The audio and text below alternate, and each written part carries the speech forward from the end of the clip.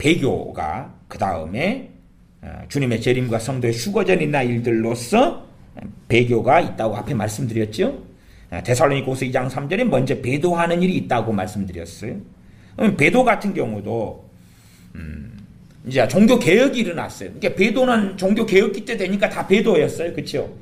그다음에 로마 카톨릭에 잡혀 있을 때는 극소수에 깨 있는 사람들이 숨어 있었단 말이에요. 그 사람 입장에서도 다 배도였어요. 성취예요. 근데 종교 개혁이 일어났어요. 소수예요. 다 배교죠? 다 배교예요.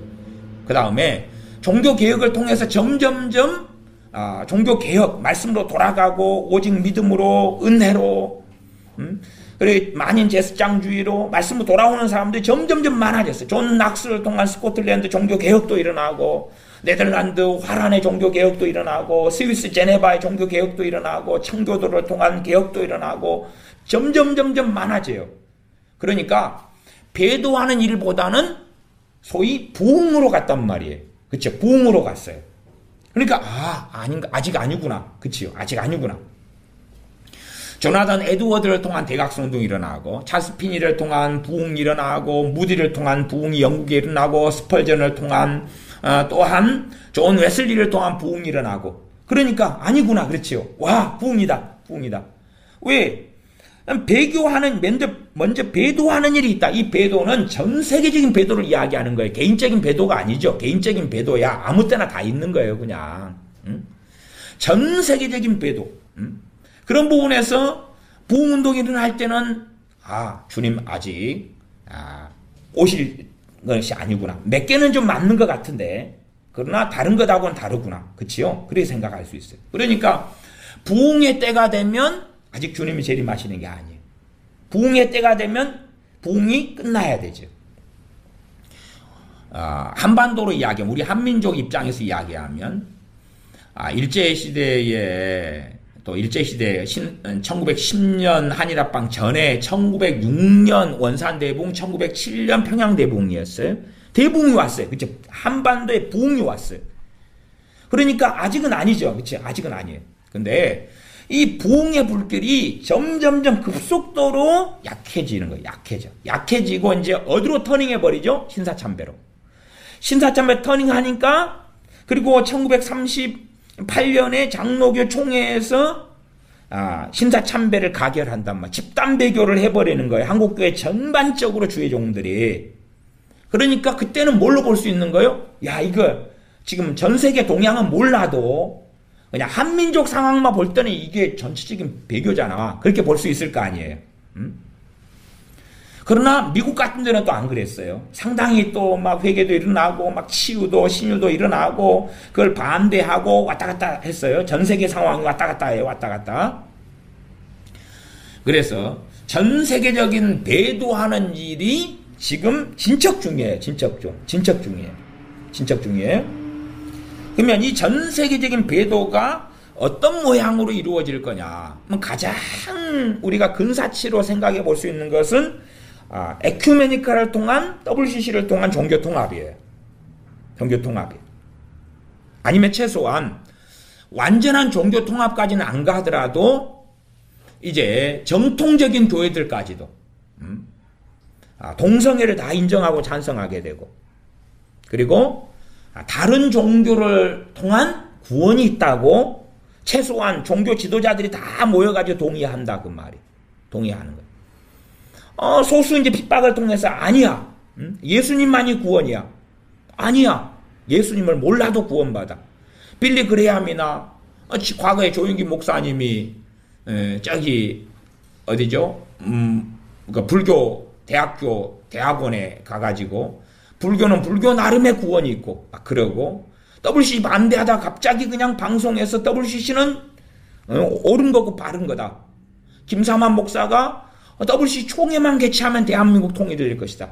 복음 통일될 것이다. 설교하고 강단에서 막 열변을 토하고 설교했죠. 그렇게 점점 이제 예수님 아니어도 구원받는다. 타 종교에도 구원이 있다. 다른 종교도 구원 얻는 하나님의 방편이다. 그런 것이 급속도로 퍼져 왔어요. 예를 들어 1800년도 중반 정도 되면 독일의 자유주의 신학이 일어나가지고, 지난 시간에도 말씀드렸습니다만은, 독일의 자유주의 신학이 일어나가지고 독일이 휩쓸었습니다. 독일 교회가. 독일이 전반적으로 배교로 들어갔어. 왜? 자유주의 신학에 들어가. 자유주의 신학은 뭐냐 그러면, 첫째는 예수님은 하나님의 아들이 아니다. 두 번째, 예수님은 이 땅에 오신 하나님이 아니다. 예수님은 공자 맹자 같은 피조물에 불과하다. 그다음 예수님의 보혈은 짐승의 피와 같다. 그렇기 때문에 사람의 죄를 속죄할 수 없다. 성경에 있는 모든 기적은 다 거짓말이다. 다 기적은 거짓말이다. 기적은 없다. 본래부터 없는 것이다. 예수님께서 동정녀 마리아에게 잉태된 것이 아니다. 예수님은 사람의 결혼관계를 통해서 정자 난자의 결합으로 만들어진 거다. 그러니 피조물에 불과하다. 등등을 시작해가지고 하나님의 말씀을 부정하고 성경의 무엇을 부정하고 무너뜨렸어요. 독일 교회가 다 그렇게 넘어갔습니다. 그 물결이 유럽을 다 퍼졌어요. 그래서 제가 지난 시간에도 그 예제로서 1800년대 중반에 유명한 주의종이 찰스 스펄전 목사님이 있었다는 것을 알 겁니다. 스펄전 목사님이 당시에 침례교단에 속했는데 침례교단 전체가 1800 중반 이후에 넘어갔어요. 그래서 돌아오도록 촉구를 스펄전 목사님이 그렇게 하는데도 돌아오지 않았어요. 그래서 강경하게 침례교단에서 탈퇴합니다. 그 시대상을 알 수 있는 이야기이기 때문에 제가 이야기하는 거예요. 그리고 한국교회도 이 독일의 자유주의가 급속도로 밀고 들어왔어요. 그 영향을 받은 목사들이 가득합니다. 감리교는 진작 다 급한로 다 넘어갔고요. 기장 다 넘어갔어요. 에큐메니까. 진작 그 기장은 에큐메니까 하는 놈들로 목사들이 나누어졌어요. 그래 교단을 세웠어요. 통합. 이 자유주의가 강성해서 독일에서 자유주의를 배운 신학교 교수가 최고입니다. 최고예요. 진작 한국은 그렇게 배교의 물결로 급속도로 넘어왔어요. 신사도 운동. 신사도 운동이 뭘 주장합니까? 대부흥을 주장해요. 대부흥을. 대부흥을 주장한다는 것은 결국은 제가 이제 나중에 시간이 될 때에 대환란 때에 있을 대부흥에 대한 이야기를 성경적인 논지를 가지고 언제 하겠습니다. 근데 대부흥을 이야기한다는 것은 결국은 주님의 재림이 없다는 주장과 같은 거예요. 왜냐하면 주님께서는 재림 전에 뭐가 있다 그랬어요? 배도하는 일이 있다 그랬죠. 주님 재림하시기 전에 배도하는 일이 있다 그랬잖아요. 전 세계인 배도가 있다 그랬잖아요. 그러면은 사람들은 대부흥을 기다리니까 결국은 누구를 안 기다려요? 주님을 안 기다려요. 대부흥의 컨셉으로 많은 사람이 주장하는 게 하나님의 임재, 하나님의 임재, 하나님의 찾아오심. 그렇게 이야기하니까 그들이 말은 어쩌다가 성경이 있으니까 재림을 이야기한다 그러더라도 성경을 모르는 사람들인 거예요. 성경을 몰라요. 그러니 신사도 애들이 완전한 이단 꼬리들을 가지고 신사도 운동하는 친구들이 말을 하면 와 쟤들 이상한 사람이다 하겠는데 지금 성경의 바른 말씀들을 가지고 함께 섞어버리는 거예요. 섞어버리니까 야 대부흥이 오면 좋잖아. 대부흥이 오면 많은 사람이 구원받아. 내 가족, 일가, 친척들, 내 이웃들도 다 쉽게 구원받을 거야. 쉽게 변화될 거야. 달라질 거야. 그건 나는 원하고 고대하고 바라보는 거야. 그래 대부흥, 대부흥, 대부흥. 그 다음에 이제 대부흥과 함께 가는 게 뭐예요? 부의 이동. 어마어마한 돈이 들어올 거야. 어마어마한 돈이. 한국 김민진 간사 같은 사람 예수전도단 과거에 그 홍 목사 와 어마어마한 부의 이동 돈이 들어올 거야. 그러니까 이것이 주님의 재림을 부인하는 거다는 것을 성경을 통해서 확인 안 하는 거예요. 확인 안 해요. 확인 안 해요. 봐보세요. 대부흥이 올 수 있어요. 그렇죠? 그러면 대부흥이 온다면 주님의 재림은 굉장히 멀게 되는 거예요. 멀게 되는 거예요. 대부흥 관련된 말씀이 성경에 있어요. 구약 성경. 신약은 없습니다. 신약은 없어요. 구약이가 좀 있어요. 그러면 이것이 언제 성취될 것이냐 그러면 관련 지으면 저는 대환란 때라고 봅니다. 대환란 때 이스라엘 돌아오잖아요. 대환란 때 계시록 7장에 보면 무수히 많은 흰 옷 입은 무리가 나타나요. 그 다음에 깨어있는 사람들은 다 기름 준비한 사람들은 휴거되고 들림 받아버려요. 대환란 때는 이제 미련한 5천여나 명목상의 기독교인이나 불신자들만 남죠. 무수히 많이 순교가 나타나는데 순교하려면 어떤 믿음이 있어야 돼요? 성령 충만한 믿음이 있어야 되는 거예요. 돈 없다고 주님 빠이빠이 떠나고, 직장 못 구했다고 떠나고, 병들었다고 떠나고, 주님 안 치료해 준다고 떠나고, 자식이 세상 속에 빠졌다고, 마약에 빠지고, 알코올 중독에 빠지고 했다고, 게임에 빠졌다고 주님 안 믿는다 그러는 판국인데, 순교는 어떻게 당하느냐 그 말이. 그러니까 순교 당하는 순교자들이 요한계시록도 굉장히 많이 나와요. 왜? 성령의 역사가 그만큼 강력하다 그 말이. 그 대부분과 함께 가죠. 그러나 후 3년 반에는 말씀이 이제 성도의 권세가 깨지고 무너진다 그랬어요. 그렇기 때문에 대부흥을 이야기하려면 대환란 때 남겨진 자들 속에 일어난다. 이제 그것은 제가 또 자세하게 논증을 또 해야 돼요. 그러니까 이런 짤막한 이야기만 가지고 여러분이 동의하시면 안 돼요. 그렇죠? 그냥 여담으로 지나가는 이야기니까 성경 본문을 가지고 이야기를 할 때에 정확히 확인하면서 말씀이 그러한가 하고 확인하면서 저 손 목사가 하는 이야기에 대환란 때 대부흥이 있을 수 있다는 것에 동의하셔도 되고 안 하셔도 된다고 말. 근데 말씀이 어떤가 하고 항상 확인하셔야 돼요. 주님께서는 지금 마태복음 24장에 대부흥을 이야기하는 게 아니라 많은 사람을 통한 미혹을 이야기하고 난리와 난리 소문을 이야기하지, 대부흥이라는 것은 신사도 애들이 7대 산의 변화, 7대 산의 부흥, 경제가 아름답게, 교육계가 아름답게, 가정이 아름답게, 교회가 아름답게, 또 미디어가 놀랍고 아름답게, 정말로 세상 사람들이 많은데 미디어가 음란물 방영 안 하고 아니면은 경건한 옷만 입고 나와서 걸그룹이 춤을 출 것 같냐 그 말이. 에? 그런 허황된 이야기를 하는 거예요. 그러면 그런 것과 주님의 재림과는 완전히 반대에 있는 거예요. 다시 말하면 내가 속히 오리라를 증거하는 게 아니라 주님은 안 오실 것이다. 주님이 오시려면 당당당 멀었다. 아주 많이 멀었다. 대부흥이 있을 거니까. 그런 것이 신사도 애들의 선지자들, 예언자들이 하는 예언들입니다. 대부흥을 예언하는 거예요. 대부흥을. 한국에도 신사도 예언가들이 엄청 와서 남북 통일된 다음에 어마어마한 부흥이 있을 거라고 예언해 왔어요. 대부흥을 예언해 왔어요. 한국에는 깨어있는 사람이 많기 때문에 전 세계를 부흥시키는 영적 군사로 쓸 것이다. 그 딴소리 예언해 왔어요.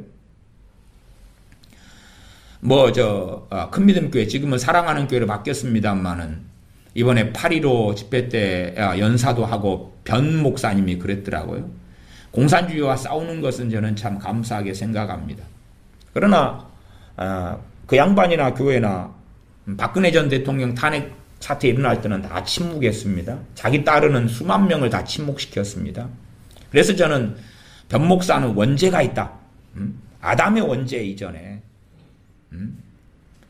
어쨌든 자기를 따르는 수만 명의 사람들이 있는데 지금까지 큰믿음교회 같은 변 목사는 대부흥을 이야기하고 있는 거예요. 그러면서 어쩌다가 재림 이야기하는데 제가 볼 땐 말장난인 거예요. 말장난. 유감스럽게. 그래서 저한테 누구는 그럴 거예요. 바바라의 변 목사님 자기 교인 어마어마하게 끌고 와가지고 이번에 8.15 저 집회 때 참석했는데 왜 우파끼리 하나가 안 되고 쌈박질하냐. 그렇게 말할지 몰라도 사실 그리스도인은 우파일 수밖에 없으나 우파라고 참된 기독교인도 아니고 나아가서 대한민국 국민으로 살다 죽는 게 아니에요. 천국 시민으로 살다 죽는 거예요. 애국하다 죽는 게 아니에요. 아니 이번도 많은 목사님들이 강단에 연단에 서가지고 나라를 위해서 애국하다 죽자 그래요. 목사는 절대 그런 말 하면 안 됩니다. 목사는 그런 말 하면 안 돼. 목사는 주님께 충성하다가 죽자 그러고 하나님 나라에 충성하다가 죽자 그래야지 어떻게 목사가 애국하다가 죽자 그럽니까? 그건 말씀을 부정하는 것입니다. 목사가 애국하다가 죽자 그러자니요. 그러면 사도 바울이 애국하다가 죽자 그랬나요? 애국하다가 죽자? 베드로 사도가 애국하다가 죽자? 누가요? 다니엘이 애국하다가 죽자? 누가 그랬나요? 비성경적입니다. 그것이 우파들에게는 듣기 좋은 소리일 수 있어요. 그러나 절대 기독교인은 애국하다 죽자 그러면 안 되는 것입니다. 주님을 따르다가 죽어야 되는 것이. 진리의 길을 걷다가 죽어야 되고 주님을 영화롭게 하다가 죽어야 되는 거예요. 근데 어떻게 목사들 입에서 지금 우파 목사들, 그건 제가 그때는 입이 아니라 주둥이니까 주둥이라고 하겠습니다.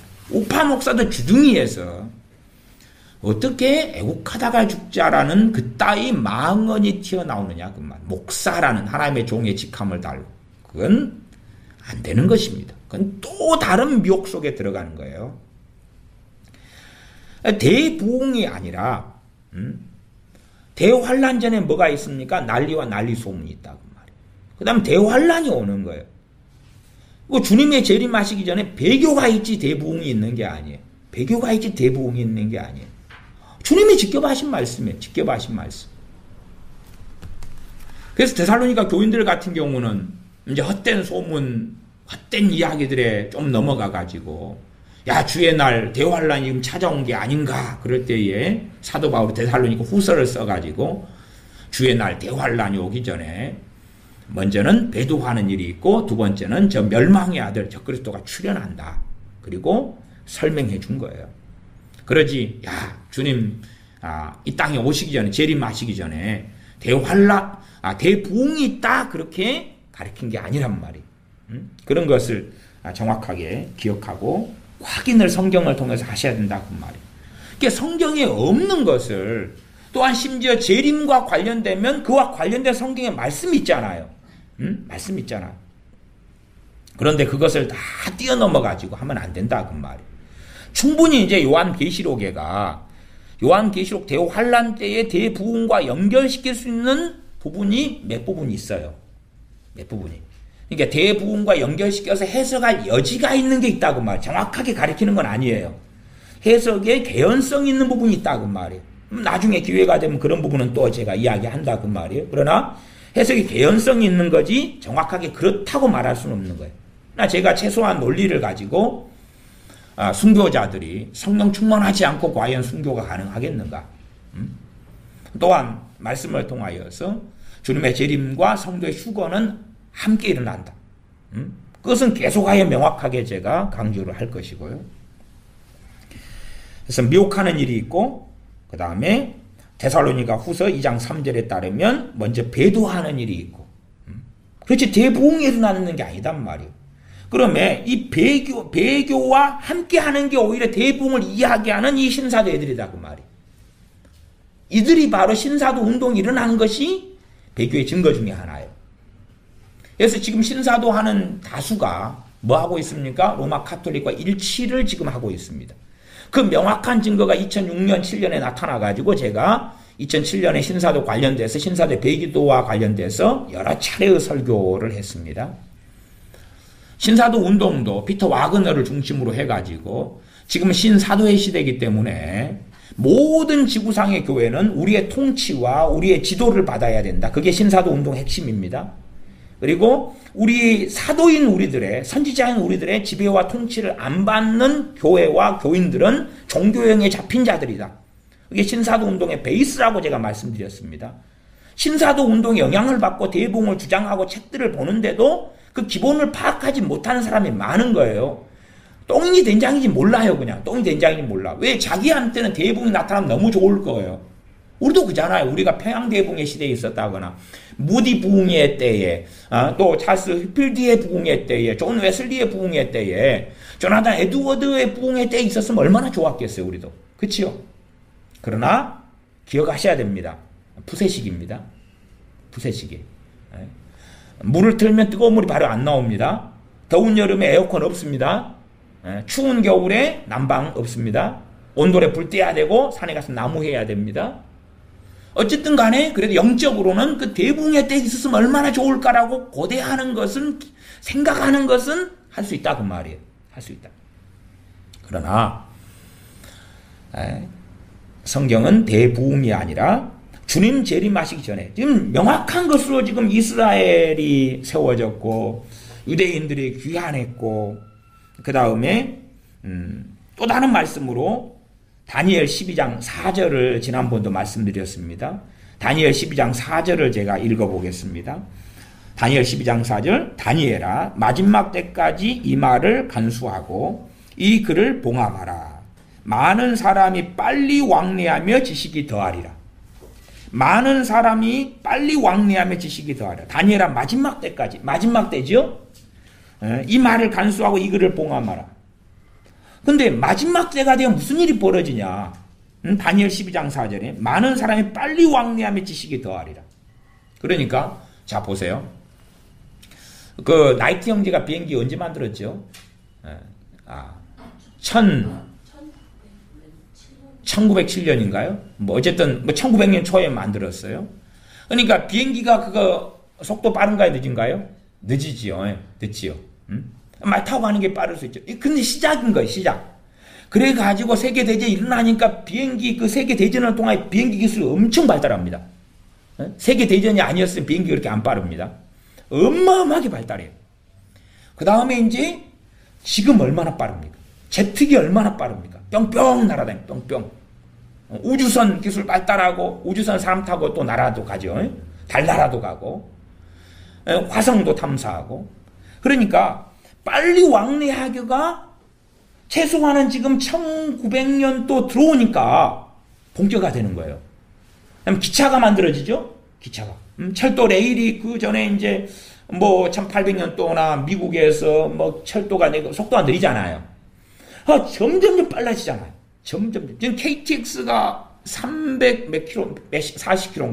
뭐 그렇게 나오잖아요. 근데 KTX는 뭐 비행기가 이미 있으니까 KTX가 뭐고 뭐 상관없죠. 그러나 이제 이 땅 위에서 고속도로가 만들어지고 이제 KTX가 만들어지고 무엇보다 비행기죠. 빨리 왕래하면 태평양을 그냥 건너보는 게 12시간이면 그 정도 되면 말씀 성취로 확인해야죠. 그러니까 우리는 지금 그 시대에 살고 있는 거예요. 이게 1800년 비행기 없었잖아요. 1900년 초에 나이트 형제가 비행기 만들어 속도 느리잖아요. 웽 하고 또 가다가 또 떨어지고 짧게밖에 못 날아가고. 그러니까 그때쯤 되면 이제 시작인 모양이야.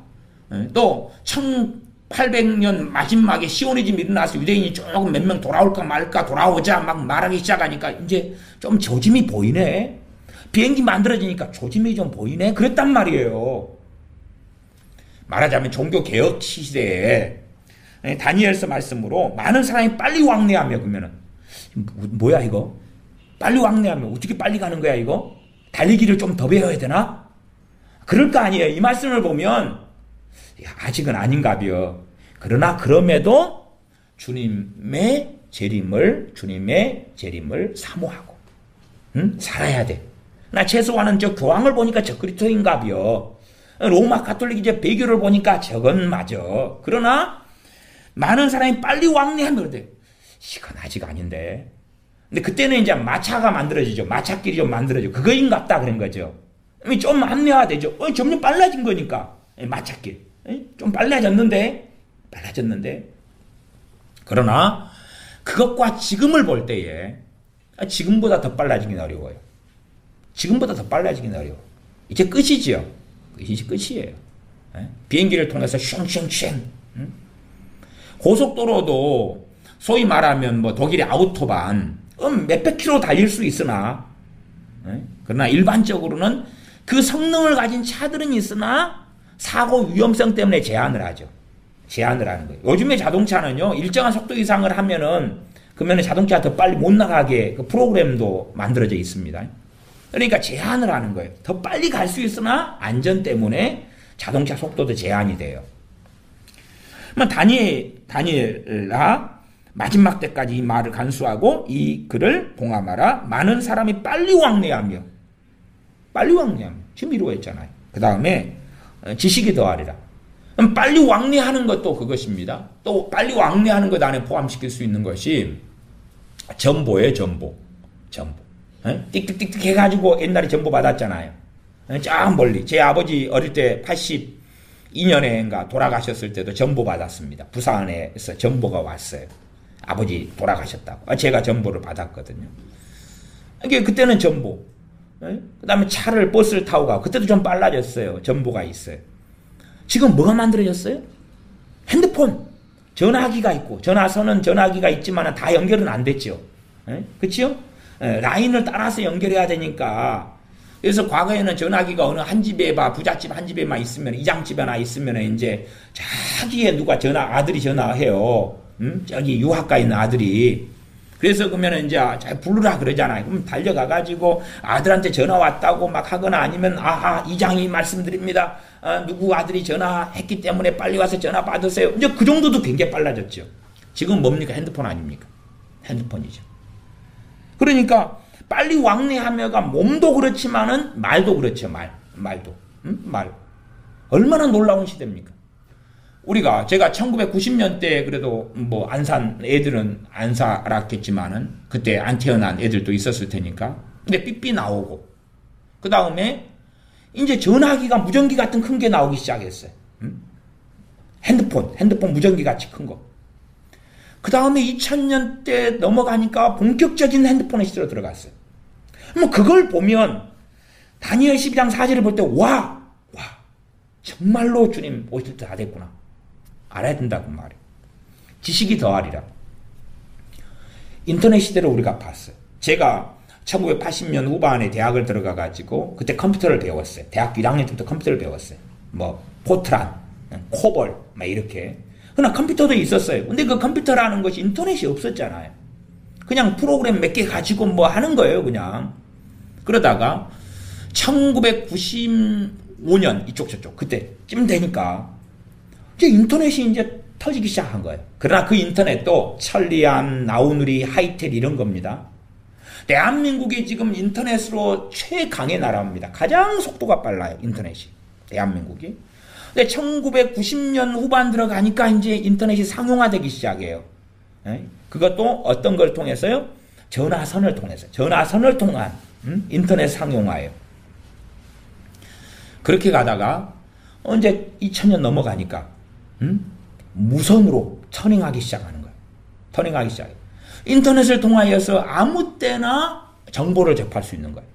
여러분이 뭐가 궁금하다. 저도 뭐가 궁금하다. 그러면 구글 같은 데 검색하면 쫙 나오는 거예요. 예를 들어서 옛날에 내가 D.L. 무디 목사님 대해서 공부하련다. 그러면 D.L. 무디 목사님의 책을 서점에 가서 사야 되는 거예요. 근데 지금은 내가 인터넷 주문하면 되는 거예요. 주문해요. 지마켓 아니면은 뭐 가피풀, 라이프북 주문하면 되는 거예요. 중고 서점 주문하면 바로 땡 와버리는 거예요. 왕래가 엄청 빠르고 내가 주문하는 지식이 엄청 빨리 전달되니까. 그 다음에 무디 목사님 알고 싶다 그럼 책도 주문할 필요가 없어요. 구글에다가 D.L. 무디 딱 치면 자료가 확 떠버리는 거예요. 떠버려요. 그래서 D.L. 무디가 어떤 분이고 어떤 설교를 했고 그렇게 자료가 다 나와버려요. 외국의 유명한 사람을 내가 알고 싶다. 그럼 아는 사람에게 과거에 연락을 해가지고 좀 아냐, 책이 뭐냐, 오프라인에 가서 책 사고 지금은 딱 구글에 쳐버리면 그 지식이 쉽게 그냥 오는 거예요. 쉽게 오는 거예요. 책도 이북이 나왔어요. 이북. 인터넷 책으로. 인터넷 책. 오프라인 책, 종이책이 한 2만 원 한다 그러면 인터넷 책은 한 7,000원이나 5,000원 해요. 그래요. 그러니까 지식을 빨리 그냥 버튼 하나 누르면 그 책이 이북을 통해서 바로 전달되어 와요. 다운받을 수 있는 거예요. 여러분이 그 무슨 스토어인가요?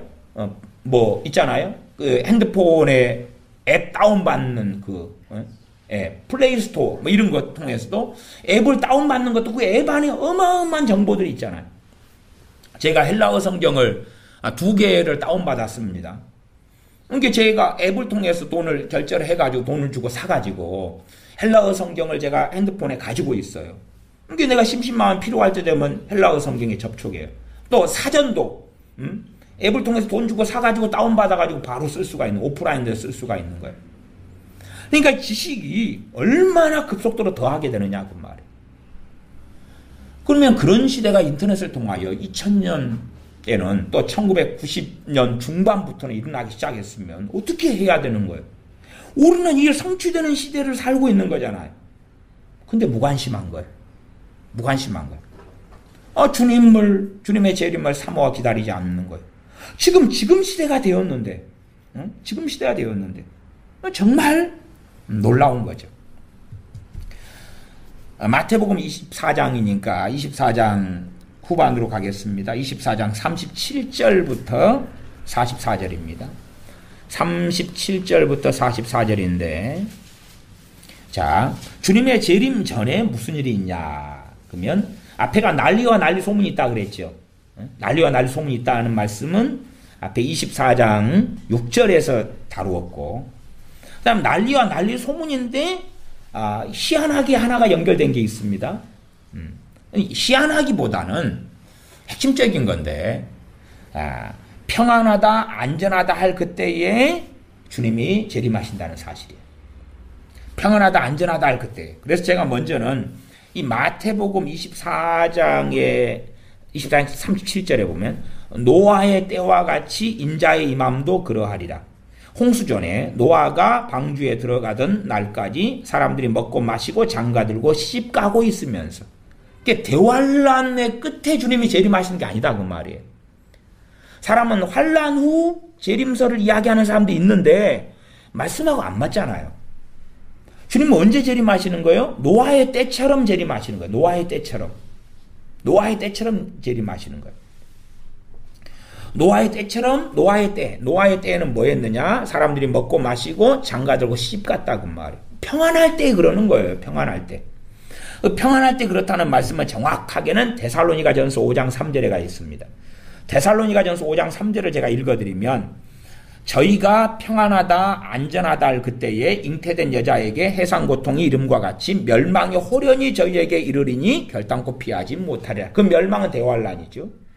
저희가 평안하다 안전하다 할 그때에, 그래서 그와 연관된 좀 자세한 말씀이 이 마태복음 24장이기 때문에 이 본문을 같이 보는 것입니다. 38절, 마태복음 24장 38절. 홍수전에 노아가 방주에 들어가던 날까지 사람들이 먹고 마시고 장가들고 시집가고 있으면서 홍수가 나서 저희를 다 멸하기까지 깨닫지 못하였으니 인자의 임함도 이와 같으리라. 주님 오실 때에 무슨 때냐? 저희가 평안하다 안전하다 할 그때다. 저희가 평안하다 안전하다 할 그때에, 그렇다. 평안하다 안전하다 할 그때에. 그리고 40절로 가면 그때에 두 사람이 밭에 있음에 하나는 데려감을 당하고 하나는 버려둠을 당할 것이요. 밭에 있으니까 밭에서 농사 짓는 거겠죠. 뭐 상징적으로는 밭에 있다 그만 하나님 일을 하고 있다. 그렇게도 해석하는 사람들이 있습니다. 저는 좀 더 그것도 가능하지만 문자적인 것에 좀 더 치중하는 편입니다. 두 사람이 평안할 때니까 농사를 지을 거 아니에요. 밭을 갈 거 아니에요. 평안하다 안전하다 할 그때에. 그리고 그때에 한 명은 데려간다 그 말이에요. 한 명은 데려간다. 휴거잖아요 이게.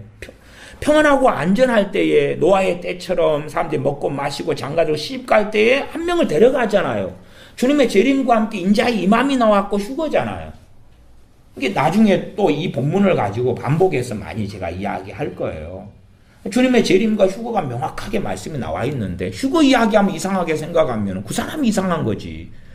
불신자가 이야기하는 것이면 불신자니까 그렇다 그러지만은 기독교인이 혹은 기독교 목사들이 자유주의 사상에 심취해가지고 이건 다 소위 상징이야.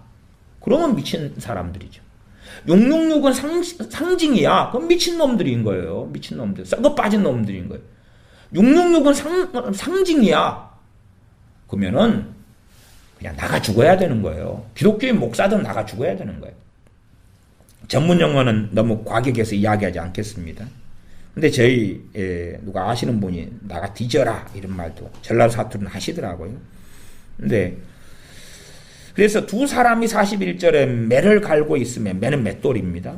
하나는 데려감을 당하고 하나는 버려둠을 당할 것이니라. 한 명은 데려가고 하나는 버려지는 거예요. 휴거지요. 언제 휴거냐? 인자의 임함도 이와 같으리라. 인자의 임함 때에 그렇다고 말이에요. 노아의 때처럼 그때에 인자가 임한다. 그럼 평안하다 안전하다 할 그때에 주님이 재림하신다. 42절은 그러므로 깨어있으라. 어느 날에 너희 주가 임할런지 너희가 알지 못함이니라. 대환란 마지막에 임한다 그러면 다 버젓이 나와 있으니까 알게 되죠. 그리고 평안하다 안전하다 할 그때가 아니죠. 죽기를 구하여도 죽지 못하는 때가 대환란 때라고 나와 있다 그 말입니다. 근데 이제 제가 좀 설명을 하면 앞에 난리와 난리 소문을 듣겠으나 그게 24장 6절이잖아요. 평안하다 안전하다 그것하고 난리와 난리 소문을 듣는 것과 무슨 상관이 있느냐는 것을 제가 지난 시간에 설명을 또 해드렸습니다. 그러나 제가 이 종말과 계시록은 반복해서 말씀드리기 때문에 다시 설명을 하겠습니다. 이것은 적그리스도와 연결되어 있기 때문에 주님의 재림 전에 성도 휴거 전에 일어날 일들로서 적그리스도가 맺는 7년 평화 조약이 있습니다. 7년 평화 조약. 그것과 연결되는 것입니다. 7년 평화 조약에 대한 이야기는 다니엘 9장에가 있습니다. 다니엘 9장을 함께 찾아보겠습니다. 다니엘 9장 27절입니다. 다니엘 9장 27절. 에스겔 다음에 다니엘입니다. 다니엘 9장 27절을 제가 읽겠습니다. 그가 장차 많은 사람으로 더불어 한 일해 동안의 언약을 굳게 정하겠고, 무슨 언약이요? 한 일해 동안의 언약입니다. 한 일해 동안의 언약을 굳게 정한다. 지금 이 말씀도 나중에 더 자세하게 설명을 해야 되기 때문에 제가 이 다니엘서가 왜 대환란 때와 연결되었고 마지막 때와 연결되었는지까지는 더 자세히는 말씀을 안 드립니다. 다음에 또 나중에 할 겁니다. 근데 그것은 주님께서 직접 다니엘이 말한 바, 그리고 다니엘서가 마지막 때에 될 일이라는 것을 주님이 직접 확인해 주신 거예요. 이게 다니엘서에 미운 가증한 것이 성전에 서는 것을 주님이 말씀하실 때 그것이 그 과거의 시대에 성취된 것이 아니라 그 말이에요. 주님이 직접 한 거예요. 되어질 일에 대해서 주님께서 말씀하신 것 가운데 이 다니엘서의 예언을 주님이 직접 언급하신 거예요. 그 전에 성취된 거였다면 주님이 언급하실 이유가 없지요. 이게 자유주의 신학이나 신신학 하는 자들은 다니엘서 이런 말씀을 과거에 이 안티오쿠스나 에피파네스나 뭐 이런 게 있습니다. 그런 자들을 통해서 성취되었다고 주장을 해버린단 말이에요. 그러나 주님이 직접 이것은 되어질 일이다고, 말세에 되어질 일이다고 다니엘서의 이 예언을 언급을 하셨다 그 말이에요. 그래서 다니엘 9장 27절로 가면 그가 한 일회의 그가 장차 많은 사람으로 더불어 한 일해 동안의 언약을 굳게 정하겠고, 그가 그 일해의 절반에, 한 일해가 7년입니다. 7년의 절반에 그만 7년의 중간에 그 말이 7년 대환란 때가 7년이죠. 7년의 절반에 제사와 예물을 금지할 것이다. 제사와 예물을 금지하려면 그때의 제사 드리는 일, 예물은 여기서 곡식 제사를 이야기합니다. 소제를 이야기해요. 그러면 제사와 예물을 드린다 그러면 무엇이 있어야 되죠? 제3성전이 있어야 됩니다. 제3성전과도 지금 연관되어져요. 제3성전이 있고 그거 이야기는 나오고, 그 다음에 여러분이 제가 전에 다니엘서 강의에도 했습니다만 다니엘서를 좀 집중해서 보시면 그러면 71회에 대한 이야기를 기억하시는 분은 기억하실 겁니다. 71회가 있으면 71회가 세 부분으로 나누죠. 그러면 세 부분이 7일회하고 7일회, 그 다음에 62일회하고 그리고 한일회 이렇게 나누어집니다. 그러면 한일회 그러면은 일회가 7일을 이야기해요. 한일회가 7일입니다. 7일을 일회라 그럽니다. 한일회. 그러면 하루를 1년으로 여기서는 계산합니다. 다니엘서에서는. 그래서 한일회 그 말은 7년 그 말은 7년이 되어집니다. 그건 누구나 다 동의하는 해석입니다. 그렇기 때문에 그에 대해서는 제가 자세히 설명하지는 않겠습니다. 그래서 70일회가 다니엘에 또 나옵니다. 그리고 한일회의 언약을 누구하고 맺느냐? 그러면은 다니엘 9장 27절에 장차 많은 사람으로 더불어서 맺는다고 나옵니다. 장차 많은 사람으로 더불어 맺는다. 그렇기 때문에 여기서는 두 가지를 확인할 수가 있는 것입니다. 첫째는 적그리스도의 출현이에요. 적그리스도의 출현이에요. 그 다음에 한일회의 언약을 맺으니까 그게 7년이죠. 그러면 논리적으로 따질 때에 7년 대환란 전에 맺습니까? 7년 대환란 들어가서 맺겠나요? 7년 대환란 전에 맺어야지. 전에 맺어야지. 그러니까 지금 주님께서 데살로니가 후서 2장에 이 멸망의 아들이 나타난다 그랬잖아요. 멸망의 아들이 나타나니까 대환란 전에 적그리스도가 출현하는 건 당연하고, 제가 앞에도 계속 말씀드렸고, 그 다음에 적그리스도가 출현해가지고 뭘 합니까? 7년 평화의 언약을 맺는다 그 말이에요. 그래서 우리가 지금도 이제 과거에서부터 적그리스도가 누군가 그러고 봐왔어요. 항상 적그리스도가 누군가 오바마가 나타나니까 오바마 얘 적그리스도 아니야 그랬다고 오바마가 또 실각을 하죠. 전에는 히틀러 있을 때 히틀러 얘가 적그리스도 아니야 그랬어요. 또 무솔리니가 있을 때 무솔리니 얘가 적그리스도 아니야. 교황 얘 적그리스도 아니야. 그 다음에 예수회의 수장이 검은교황입니다. 천주교는 뒷면에 이면에 검은교황이 있어요. 교황이 있었을 때도 초기에는 검은교황이 로마 교황을 했다가 지금은 정말 절대 실권은 검은교황이 가지고 있습니다. 어쨌든 검은교황이 적그리스도 아닐까? 아니면 로마 교황이 적그리스도 아닐까? 지금의 이 교황이 얘가 적그리스도가 아닐까? 계속 그래옵니다. 계속 그래와요. 또 전에는 루즈벨트 이름을 맞췄던 666이 나왔어요. 그래 루즈벨트 이 친구가 적그리스도 아닐까? 그래였단 말이에요.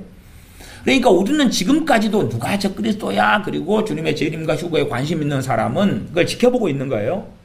그런데 적그리스도가 출현하게 되면 대부분 깨어있는 사람은 알게 되는 거예요. 어떤 시대니까요? 텔레비전 시대고 인터넷 시대고 구글의 시대고 유튜브의 시대고 정보가 다 이제는 오픈되고 단일화된 시대로 가기 때문에 깨어있는 사람은 알만하게 되어진다.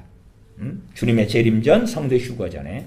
그 다음에 결정적으로 무엇을 한다고요? 7년 조약을, 평화 조약을 맺는다 그 말이에요.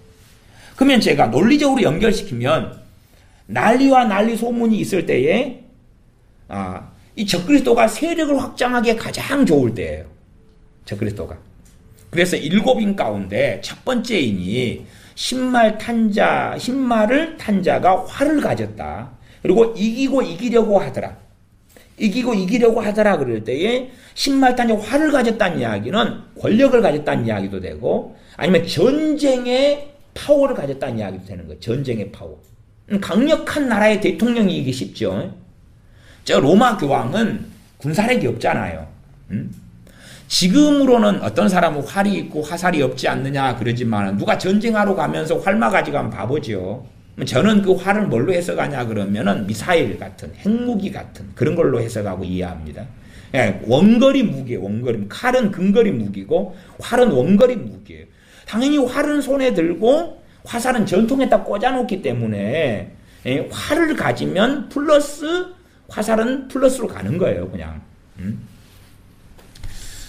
그래서 신말 탄자가 적그리스도로 이제 보는 제 입장에서 그 다음에 제가 중의적으로 미국도 포함시킬 수 있다. 그것은 이제 여러분이 참조만 하시고 그건 제가 또 논리적으로 제 논리로 설명을 해드려야 되는 부분이니까.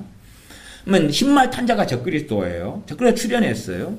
활을 가졌어요. 그러니까 전쟁의 파워를 가져야 되면 저 러시아든지 그렇죠? 아니면 미국이든지 아니면 뭐 EU의 대통령이든지. 근데 EU 같은 경우는 EU의 평화는 누가 유지하고 있냐 그러면 미군이 유지하고 있습니다. 그러니까 EU는 지금 군사력이 없어요. 그러니까 활을 가지는 게 아니에요. 그 다음에 이 신말 탄자가 면류관을 썼어요. 면류관을. 근데 주님의 면류관은요, 면류관에 이름이 있습니다. 그래서 성경 요한계시록에 나오니까 이제 그게 왜 주님이 될 수 없는가? 그것은 또 그 주님에 대해서 이름도 있고 뭐 등등 이제 자세하게 나오니까 그걸 가지고 논증을 해야 되는 거예요. 과거에는 전통적으로 신말 탄자가 예수 그리스도라 그랬는데 지금은 적그리스도 쪽으로 많이 이제 기울어졌어요. 적그리스도가 맞지요. 그러면 이 신말 탄자가 면류관을 가졌으니까 이 면류관을 주로 왕이 쓰는 거잖아요. 그러면 통치자라고 볼 수 있는 거예요. 통치자. 그럼 러시아의 통치자가 되든지 교황이 되거나 이건 좀 어려울 것 같고 군사력이 있어야 돼요. 그래서 로마 이 카톨릭의 검은 교황 같은 경우가 이제 예수회라는 이 집단을 가지고 있어요. 이 강력한 집단 중에 하나예요. 이것이 얼마나 군사력으로 이어질까? 이것은 퀘스천 마크를 가져야 되고 어쨌든 간에 이 적그리스도가 출현할 때 면류관을 쓰고 출현하는 거예요. 면류관을 쓰고. 그러니까 한 나라에 그래서 어떤 경우는 그런 경우도 있었어요. 최근에 그 프랑스의 젊은 대통령이 됐잖아요. 그래서 야, 저 사람을 주시해 봐야 되겠다. 이런 경우도 있었어요. 아직은 그 정도 가지고는 알 수가 없는 거예요. 그냥 뭐 그럴 수 있겠다라는 가십거리인 거죠. 나 정확하게 저 사람이 적그리스도다 그러면 이제 그때쯤 되면 확연하게 깨어있는 전 세계 기독교인들은 알 수밖에 없다 그 말이에요. 이게 지금처럼 의견이 분분한 경우는 아직은 아닌 거예요. 그러나 이것은 올해도 내년에도 이루어질 수 있는 거예요. 그렇잖아요. 올해도 이제 적그리스도는 진작 태어났을 거 아닙니까? 지금 시대는 다 태어났어요. 태어났는데 몇 살인지는 모르지요. 그러나 이제 적그리스도로 본격적으로 활동할 때부터를 적그리스도의 출현이라 그러는 거예요. 이게 적그리스도 할 사람이 태어났다 해서 출현이라고 말하지 않아요. 그러니까 어떤 사람들은 태어난 것을 출현이라고 말하는 사람이 있는데 그것은 억지 해석으로 보인다 그 말. 출현은 뭐냐면 본격적으로 적그리스도 일을 할 때부터인 거예요. 적그리스도 일을 할 때부터. 그리고 적그리스도 일을 하면서 신말 탄자로서 면류관을 쓰고 손에 활을 들고 이기고 이기려고 하더라. 이기고 이기려고 하더라. 그러니까 지금 이 사람이 이제 권력을 가지고 전쟁력을 가지고 난리와 난리 소문을 어떻게 하겠어요? 잠재우지요. 난리와 난리 소문이라는 것은 이 나라하고 이 나라가 붙는다. 이 나라하고 이 나라가 전쟁한다. 이 민족과 민족이 전쟁한다. 이러한 막 이슈들이 벌어지고 있는 거예요. 막 문제들이 벌어져요. 그런 가운데서 상당히 경제적인 문제도 함께 하지만 대환란의 7인 가운데 3번째이니 검은 말이니까 완전한 경제공황으로는 안 들어갈 거다 그 말이에요. 뭐 경제학자들은 완전한 경제적인 공황으로 들어갈 거다 그러지만 정말 주님이 재림이 임박한 지금에는 그까지는 계시록에서 대환란 속에서 들어갈 거고 부분적으로는 가능하지만 전체적으로 이것을 이 경제적인 문제들을 누가 봉합을 하느냐 그러면 적그리스도가 봉합한다 그 말이에요. 적그리스도 봉합해가지고 전 세계적으로 전쟁 난리와 난리 소문의 전쟁의 기운을 억제를 하는 그것이 7년 평화조약이에요.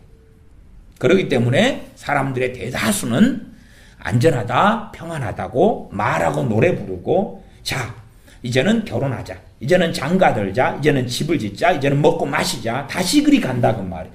그러니까 난리와 난리 소문일 때는 아이 큰일 났다 큰일 났다 큰일 났다 큰일 났다 막 전 세계 사람들 그러다가 나라마다 민족마다 그러다가 적그리스도가 출현하여서 7년의 언약을 맺어요.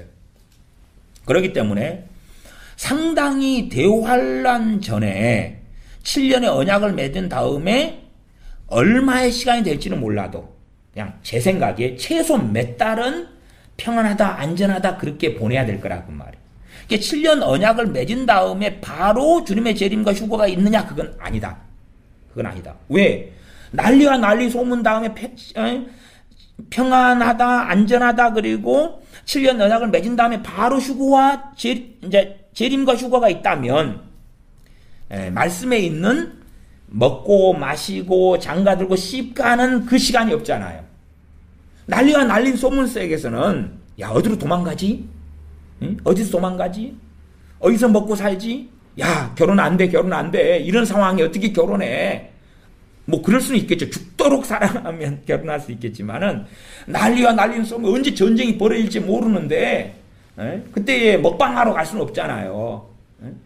이 전쟁이 어디서 벌어질지 모르는데 제주도 관광이나 하고 가고 그럴 수 없잖아요. 해외 여행 다니고 그럴 수 없잖아요.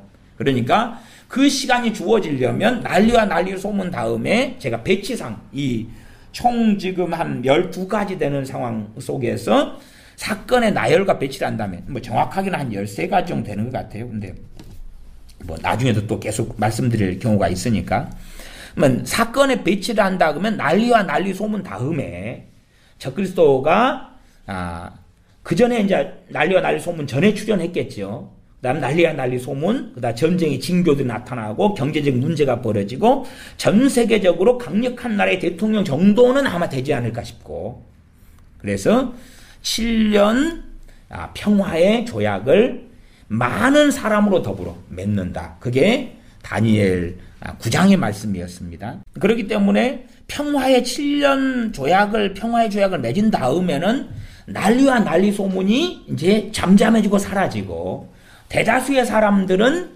평안하다 안전하다 그러고 있다 그 말이에요. 그것이 데살로니가전서 5장 3절이에요. 그런데 이제 그럼에도 난리와 난리 소문은 누구는 듣고 있냐? 그러면 깨어있는 그리스도인은 그걸 듣고 있어요. 그러니까 깨어있는 그리스도인들은 난리와 난리 소문을 그것이 연장선으로 이어지고 있는 중입니다. 그럼 그 근거가 뭐냐 하면 제가 지난 시간에도 좀 설명했습니다. 첫째 제가 베트남의 사례를 예로 들었습니다. 베트남의 사례. 베트남 같은 경우 베트남의 평화협정, 국가적인 부분으로서는 평화협정을 다음에 또 제가 설교하려고 합니다. 베트남의 평화협정이 1973년에 1월 달에 파리에서 이루어졌습니다. 그래서 미국하고 그 다음에 월맹 그리고 베트남 세 개가 모여가지고 평화협정을 맺었습니다. 평화협정을 맺은 다음에 당시에 이제 미국 대통령의 특사로 파견된 사람이 키신저입니다.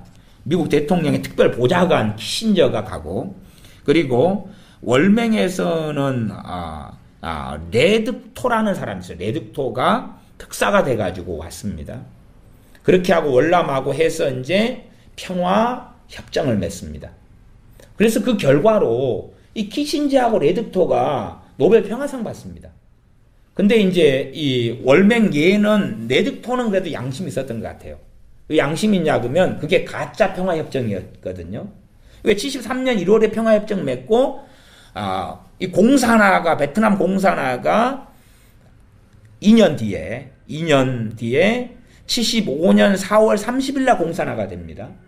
그렇기 때문에 이 월맹이 하는 평화협정은 거짓말이었고, 그때 레드토가 월맹의 특사로 왔는데 이 친구에게 이제 평화협정에 대해서 노벨 평화상을 수여했어요. 두 사람한테. 두 사람. 너희가 평화에 기여했다. 키신저하고 레드토하고 했는데 레드토가 안 받겠다 그랬어요. 그러니까 제가 좀 양심적이다 그러죠. 그러니까 그럴 때에 온 국민은 베트남의 국민들은 중요 요직계가 부통령 같은 부터 시작해서 중요 요직계가 간첩들이었고, 그 다음에 공산주의자들이었고, 그리고 반미운동이 일어나고 있었고, 그러나 전반적으로는 이제 베트남하고 월맹하고 평화하기 때문에 평안하다 안전하다 그랬단 말이에요. 그럼에도 깨어있는 사람들, 영적인 게 아니고 그냥 세상적으로 하다 지혜 있는 사람들은 큰일 났다 도망가자 그랬어요. 큰일 났다 도망가자. 그래가지고 이민 러시를 했습니다.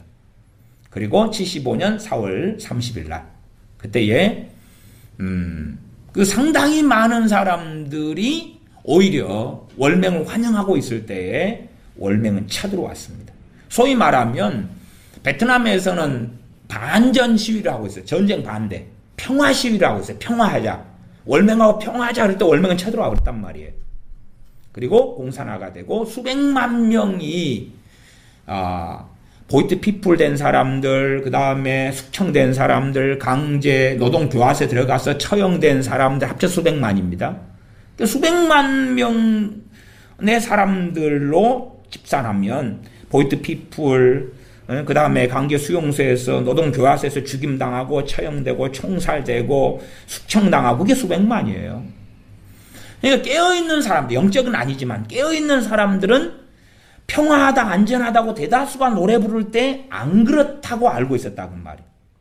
제가 그래서 영적인 비유로 사용하는 것입니다. 한국 상황이 그렇습니다. 한국 상황의 소수는 지금 대한민국 상황에서 소수는 난리와 난리 소문을 듣습니다.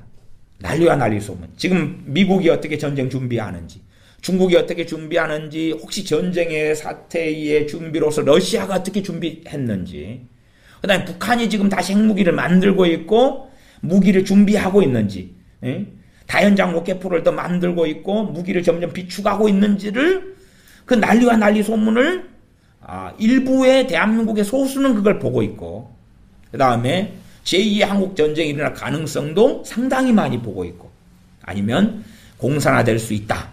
대한민국이 이대로 가면 공산화될 수 있다. 그리고 대한민국의 군인의 무장 해제가 일어나고 있고, 북한이 침투할 수 있는 한강의 침수를 막을 수 있는 것을 다 제거하고 있고, 철조망도 제거하고 있고, GOP의 군사들 빼고 있고 하는 것들을 보면서 언제든지 북한이 제2의 한국전쟁처럼 6.25 사변처럼 침략하면 공산화될 수 있다는 것을 보고 있어요. 또한 땅굴이 어떻게 퍼져 있는가도 상당한 사람들이 예측하고 있으나 대한민국 전체 5,200만 가운데 그럼에도 소수다 그 말이에요. 소수다.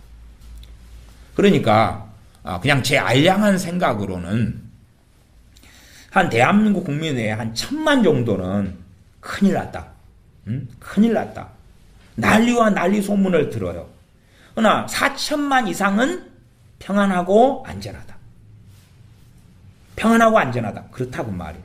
그런 것처럼 지금 이 적그리스도를 통해서 난리와 난리 소문이 7년 평화조약을 통해서 봉합되는데 깨어있는 그리스도인은 저것이 가짜다. 저게 가짜고 난리와 난리 소문이 정말로 주님이 이제는 그 적그리스도가 많은 사람으로 더불어 맺는 7년 평화 그 조약이 이제는 주님께서 곧 그러면 사람들은 이제 평화 조약을 통해서 평안하다 안전하다 그러잖아요. 그런데 곧 주님께서는 재림하시고 우리 성도는 휴거되는구나. 그리고 아는 그 사인이다 그 말이죠. 또 예제로 삼으면 과거에 세계 2차 대전을 독일이 일으켰을 때에 그때 히틀러의 경우도 마찬가지입니다.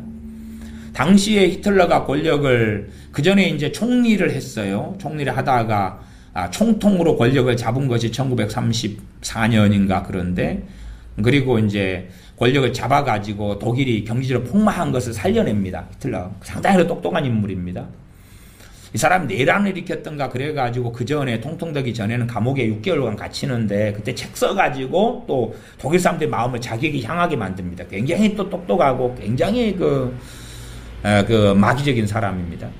어쨌든 그 히틀러가 권력을 잡고 전쟁 준비해가지고 39년에 세계 2차 대전을 일으키는데 그 전까지 굉장히 군사력이 강해지니까 영국이나 프랑스가 꼬리를 말아버립니다. 그래서 평화하자.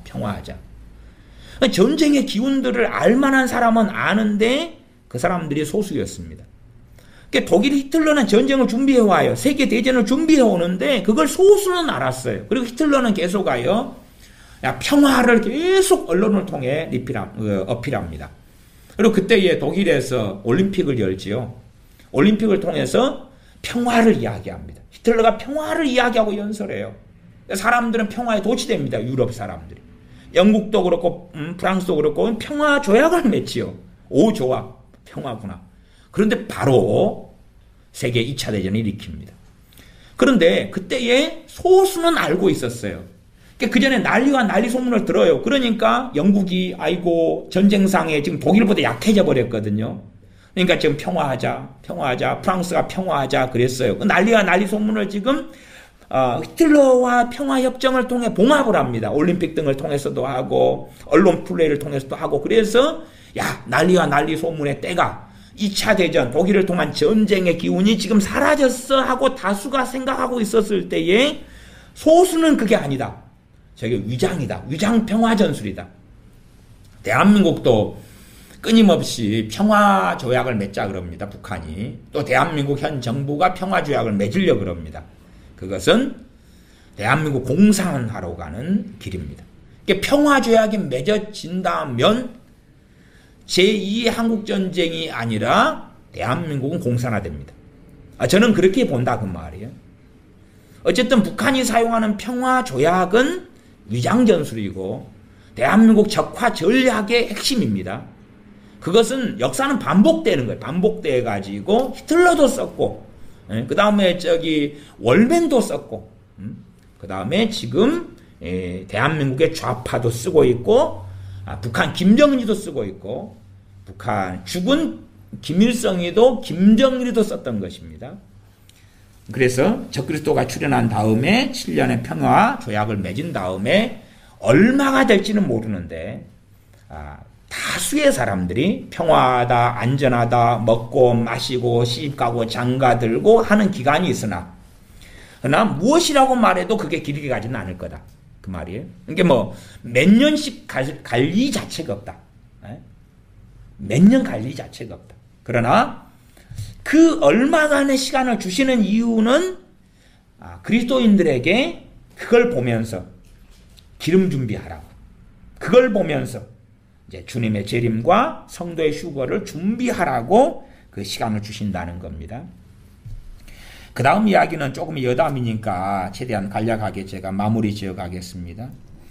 첫째는 일루미나이트 집단 등에 의한 세계정부 준비입니다. 세계정부.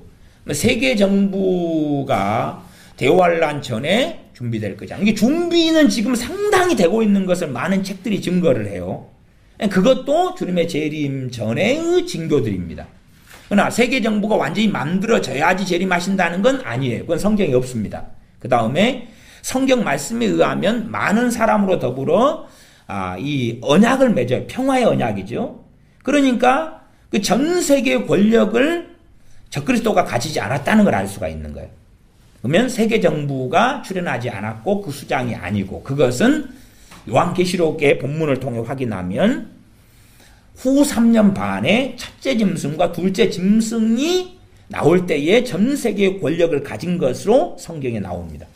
그때쯤 되어야 세계 정부의 완성과 전 세계 정부의 수장으로서의 적그리스도라, 그렇게 말할 수 있다 그 말이에요.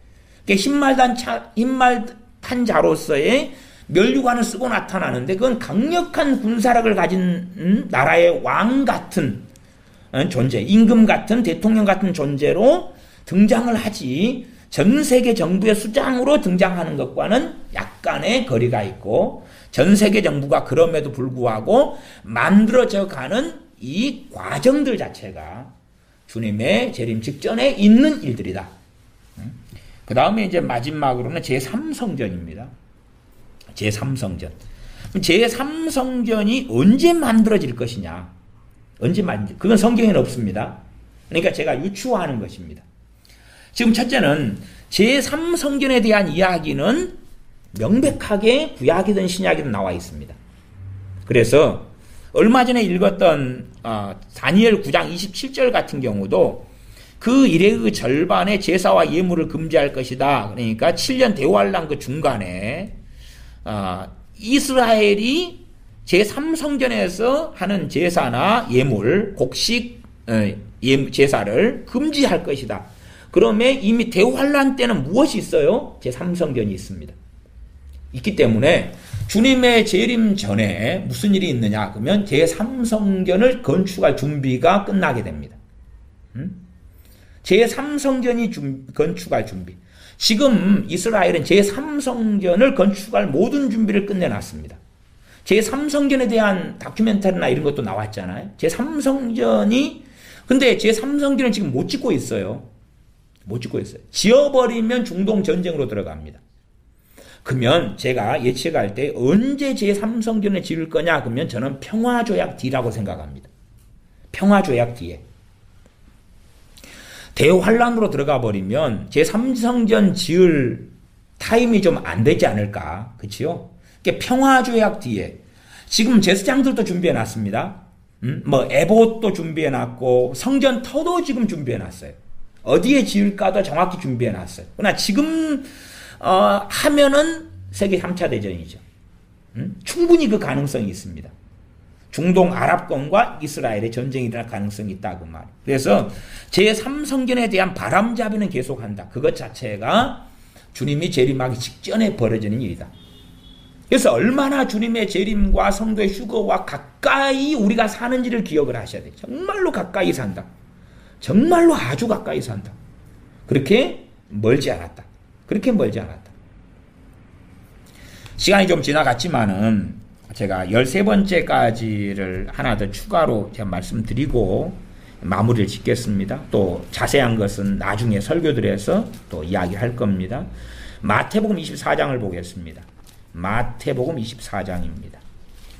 마태복음 24장 본문 가운데 이스라엘에 대한 본문을 자세히 한번 우리가 봐보겠습니다.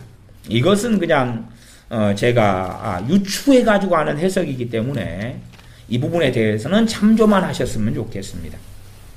일단은 마태복음 24장 32절인데 32절부터 제가 읽어갑니다. 무화과나무의 비유를 배우라. 무화과나무가 뭘로 상징합니까? 이스라엘을 상징합니다. 그 가지가 연하여지고 잎사귀를 내면 여름이 가까운 줄을 아나니 이와 같이 너희도 이 모든 일을 보거든 인자가 가까이 곧 문 앞에 있는 줄 알라. 그러면 이 무화과나무 앞에가 이제 31절에 보면은 큰 나팔 소리 나고 천사를 보내고 택하신 자들을 모으고, 그리고 30절에 보면 인자가 징조를 보이는데 땅의 모든 족속이 통곡하고 인자 구름 타고 능력과 큰 영광으로 온다. 이 재림하고 뒤에 인자의 임함에 뒤에 평안하고 안전하고 씹과 장가갈 때 재림하고 다르죠. 명백하게 일단은 마태복음 24장에 이 본문이 두 번의 재림을 이야기해요. 하나는 공중 재림이고 씹가고 장가고 먹고 마실 때의 주님의 임함, 인자의 임함 공중 재림이고, 그 다음에는 주님을 찌른 자도 보는, 그치요? 그 지상 재림, 심판주로서의 재림하시는 것. 공중 재림은 구원주로 재림하시는 거예요. 누구를 위해서요?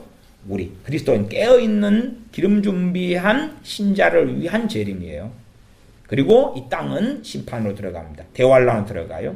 그러나 완전한 심판으로서의, 심판주로서의 재림은 이제 구름 타고 오시면서, 구름을 타고 오시니까 밑으로 내려오셔야지. 구름 타고 내려오시면서 땅의 모든 족속이 통곡하는 마태복음 24장 30절입니다. 30절. 그렇기 때문에 인자 가까이 온 줄을, 그 문 앞에 이른 줄을 알라는 것은 위에 있는 주님의 재림은 대환란 때의 재림이에요. 대환란 마지막의 재림을 이야기한 것이 특별히 그 윗부분들이에요. 그렇기 때문에 무화과나무로 나올 때는 그거보다는 이 일이 그럴 때 무화과나무를 가리키는 걸로 이해하는 게 더 타당하다. 무화과나무는 이스라엘이고 이스라엘이 만들어진 것이 1948년이다 그 말이에요. 그리고 이제 두 번의 전쟁 등을 통해서 강성해지고 강력해져 가지요. 지금도 우여곡절은 참 많습니다만은 그래도 인구 자체가 이제 과거의 그 소수에서 지금은 굉장히 많아져서 845만 명이 넘었다 그 말이죠. 상당히 많은 유대인들이 돌아왔고 이제 아직도 돌아오지만은 남은 사람은 이제 점점 적어져 가고 있다. 근데 제가 이제 마지막으로 말씀드리는 것은 34절 때문에 그렇습니다.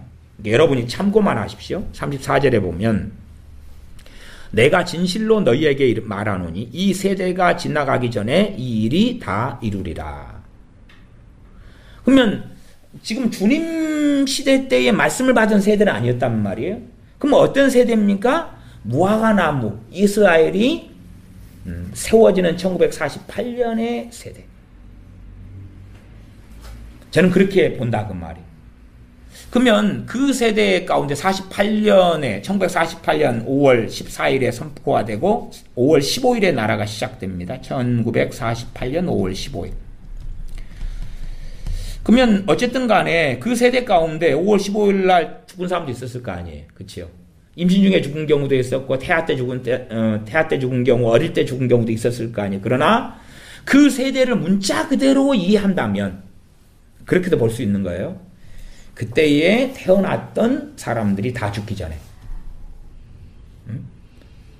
보통의 세대의 개념은 시대적으로 현 시대의 개념은 뭐 한 세대가 30년 이렇게 이제 부모 자식에 나누는 세대로 볼 땐 그러지만 여기서는 저는 그런 개념이 아니라 요즘 만들어진 개념이 아니라 그때의 1948년 5월 14, 15일 날 태어났던 그 세대.